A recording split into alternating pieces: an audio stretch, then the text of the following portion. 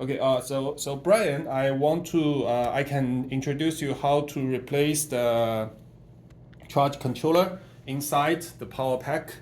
So basically, the first thing we need to do is when the system is still on, check through these holes. You can see the charge controller is mounted on behind this. So there is a screen inside actually. If the screen is on, that means the charge controller is working. Yeah, this screen.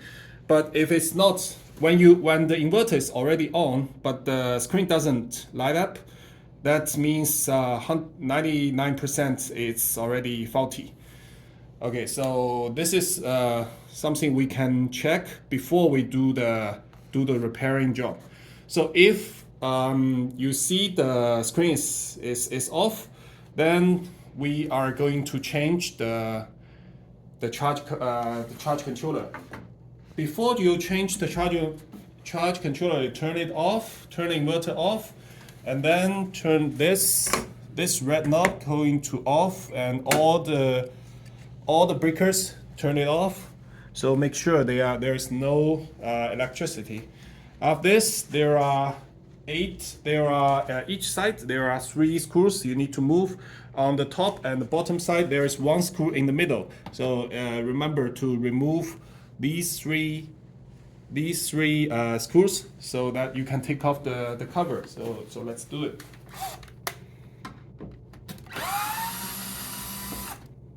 So this is just for your demo. 3,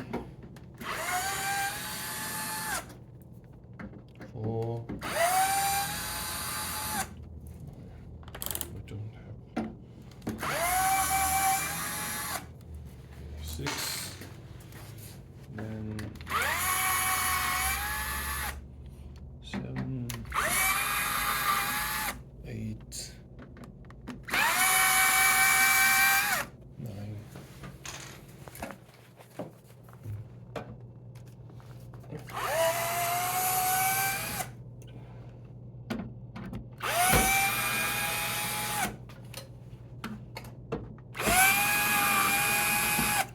Okay, so we moved all the screws. Before you take off the cover, be aware there are 3 cables behind these screens. So this cable can be removed. This is just a communication cable that you can just unplug it. And this meter, the E-Strong meter, is mounted on this plastic bracket. You can just remove it from the bracket. So you see this bracket. So if you remove it, take off the whole unit, and then the MT50, you unplug the communication cable, so you're free. And then the last cable should be behind the on and off switch, and you can either unplug this cable, or you can just put the front cover aside. Okay, yeah. So, all right. The next step is we are going to change this charge controller inside it.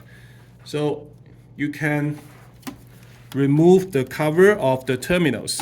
See the terminals first. So there are, it's easy, we just use that for demo. Yeah, so there are connector terminals for connecting to the PV, the solar panels, terminals for connecting to the battery. So if you see something like this, it's like a melted, burned sign.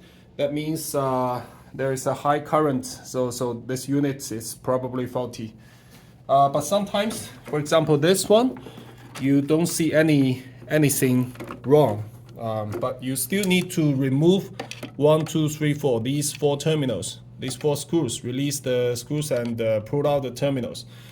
Make sure you label them first, or you just at least take a picture so that you know where to put them back.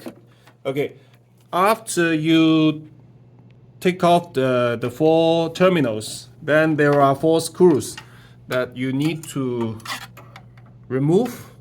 So then you can replace with the new unit.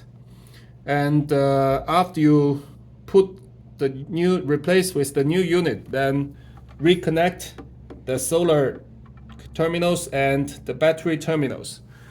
And after that, you can connect the MT50 back. The communication cable for MT50, you can connect it back and start the unit to test if it's get back to alive. If it yes, then you can then you put back the front cover and the screws, and that's it.